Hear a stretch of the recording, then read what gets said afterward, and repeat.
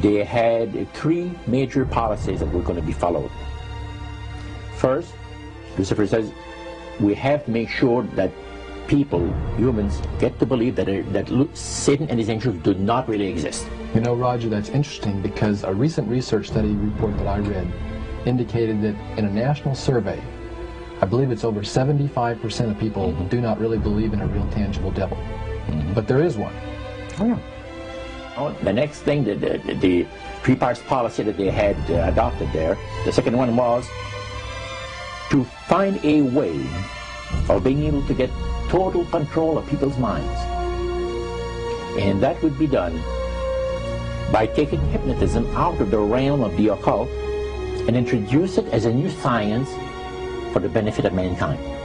They felt that by taking hypnotism out of the realm of the occult and introducing it as a new science for the benefit of mankind, they could then use people of great renown, educators, people of capacity, that would do great things, such as supposedly regress people in time to former lives that they had.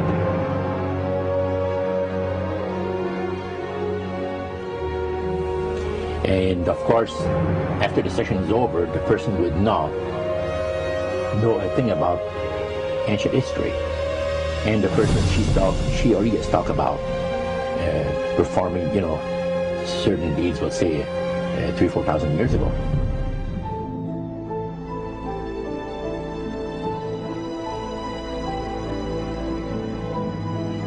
But this was their strategy. Now, what this would do for the thing is this, that it would create in the minds of the general public, solidly set in the mind of the general public, an unwavering trust in that great deception. So now this would be a way of de-Christianizing the Western world through the avenue of mysticism. The three things were, number one, that they did not want Satan did not want the human family to think that he or his angels existed. Right. The second point that you made had to do with taking control of people's minds. That's right. The third point was what? Was to destroy the Bible without burning it. Okay. See? And what was his strategy on that? On that, it was very interesting. Because after the Great General Council, it was decided that Satan would tutor Charles Darwin personally in setting up the principles of his theories of evolution. He was tutored by Lucifer himself, fallen Lucifer.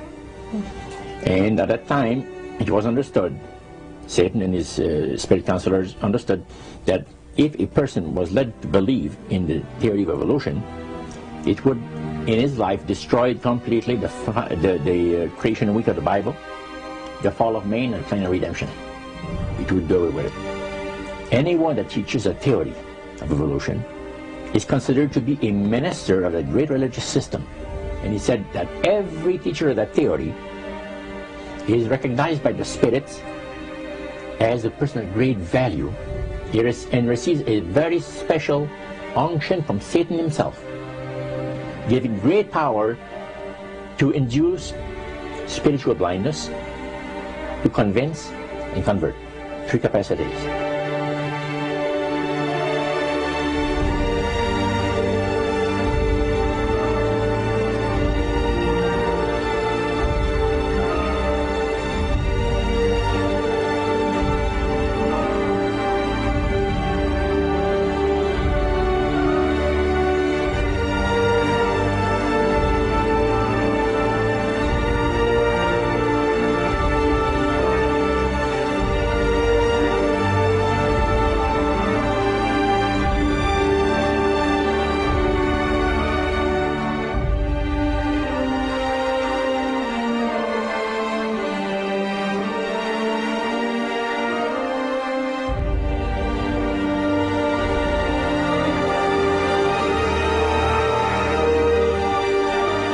This is the grain plane, the master's grain plane.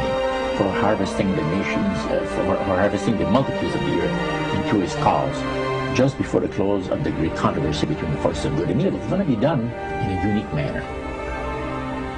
This rain plans is going to take people are going to eat the stuff, because it says spirits, demon spirits, will declare themselves to be inhabitants of far distant planets in the galaxies that are coming to warn the inhabitants of planet Earth of the impending destruction of the planet unless something seriously proper is done to avoid it.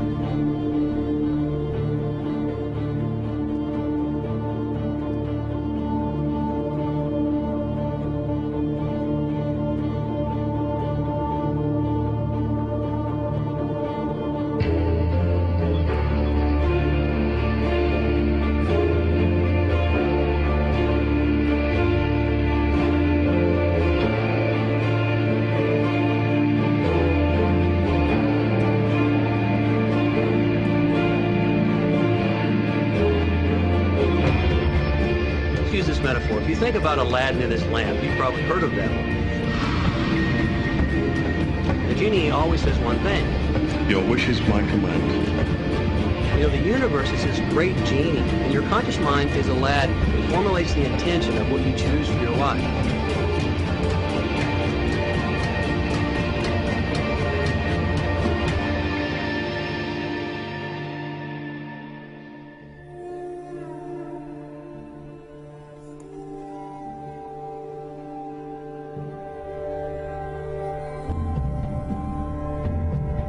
At the very heart and core of all these secret societies lurks the Kabbalah.